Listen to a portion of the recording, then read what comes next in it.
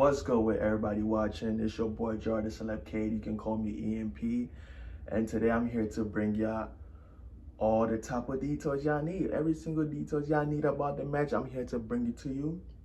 As you can tell today, the Nigerians played against Zimbabwe.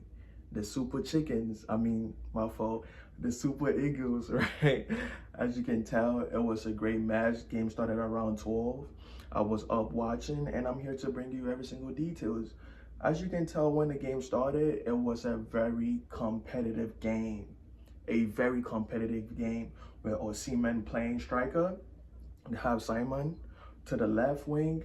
They had Iwobi, Ekong, all those amazing players, but they have Boniface on the bench. I guess that's their own they had their own plan coming into the game.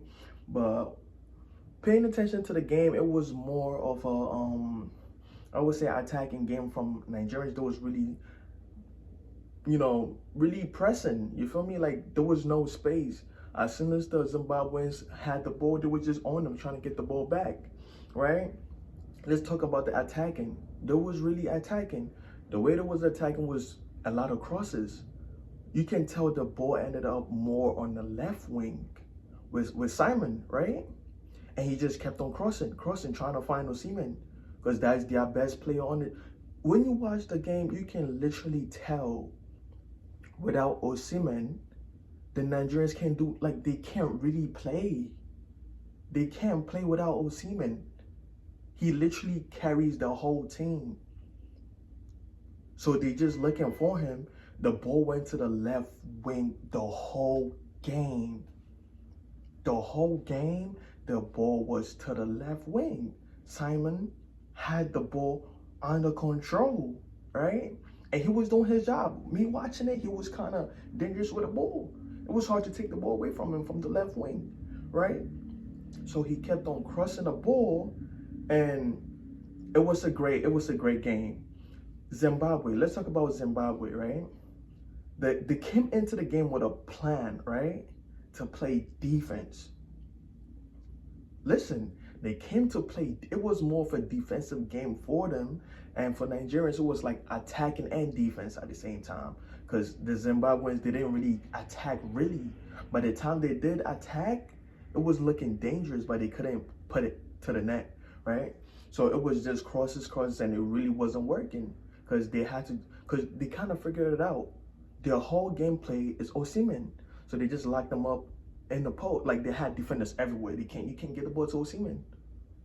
That was great from them. Like, literally, bro. Very smart. You see? So, I felt like it was more of a pressure game. Zimbabweans, they had a lot of chance. When I tell you a lot of chance, like about 3-4 chances that you're supposed to make. They had a open goal. Like, literally, when I say open, like literally open goal. No one in the post. They hit the ball, right? They had a one-on-one with a player and a goalie. Missed. When you look at the lineup from Zimbabwe, they don't really have anybody I currently know. I don't know nobody on that team.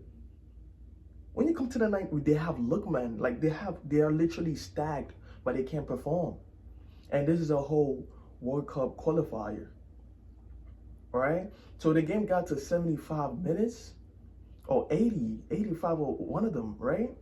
And it was still 0-0, like literally 0-0, right?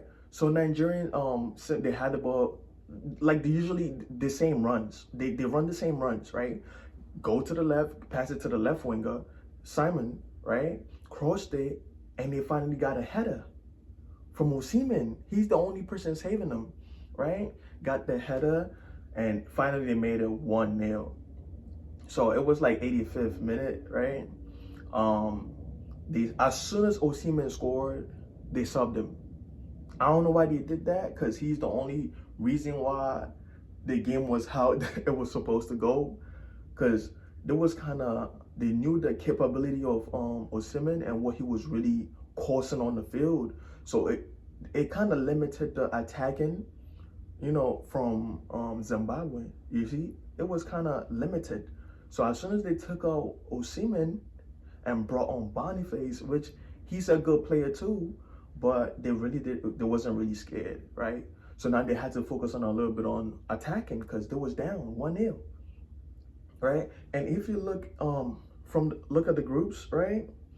I'm telling you, the standings are really like crazy to see, right? As you could see, Zimbabwe is in last positioning, right? Last positioning has lost 2 games, drawed 3, literally. So they ain't last. So they know they're not gonna make it into the World Cup qualifiers, right? But they can't just give Nigeria the easy points. They have to, you know, kind of put them down, let them stay back with them so they can watch the World Cup. As you can see, they have Ghana already qualifying, so they're trying to, you know, the banter. So I feel like it was a great game. Nigerians has only won 1 game.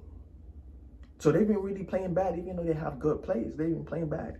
Won 1 game, lost 2 games, and draw 2 games. Look at the stat line. It's ridiculous, right? So I would say I actually placed a stake, right? And I put Zimbabwe to win because both teams have been playing terrible. But it was like around 85th minute, as I said, they subbed out Osimhen. The game changed, literally, because the Zimbabweans, they was not playing. They kind of made substitutions, brought new players in to keep the energy up, right? And around 90 minutes plus 5 or plus 2 minutes, they kind of equalized and made it a draw. Bad defense from Ekong. I'm telling you, it was really bad. They didn't really like, you know what's funny, right? When the keeper, right, I forgot his name, I don't really know the name, the Nigerian goalkeeper had the save, he was smiling. Like, yeah, the game is over. There's no way they're losing the game. Unfortunately, they lost. With that, like, they literally lost by playing bad defense at the end when you already have the game. Like, it makes no sense. You see, their coach was sweating. His whole outfit was literally soaked, very bad, right? They tied up the game around 90 minute plus 2, right? At that time, there's no way they losing. They're gonna play the best defense they can ever play, which they did and got a tie. So congratulations to both teams, but you know, as a Ghanaian, I mean, it would have been nice to, you know, see any team win, but if they didn't, good, man. Some teams are not supposed to make, some are supposed to make it, you see? So, good job for tying both games and staying back so other teams can qualify, you know? Good job. As you can see from the list, from the groups, you have South Africa's, they also won the game today, 2-0, right? So, South Africans are top in the groups right now with 13 points. Rwanda with 8. Benin with 8 points because I think they drawed. And Nigeria with 7 points. Lesotho with 6. And Zimbabwe with 4. It's still anybody's game, but it's still. But I don't know, anything can happen, but it's looking like Nigeria might not qualify for the World Cup. I mean, you know, they have AFCON, so I feel like you should focus on the AFCONs more. If you're new to the channel, like, comment, and subscribe. I'll be bringing you more details, more highlights, more information about the World Cup qualifier, so stay tuned. I don't want to make this video too long, but like, comment, and subscribe. Peace.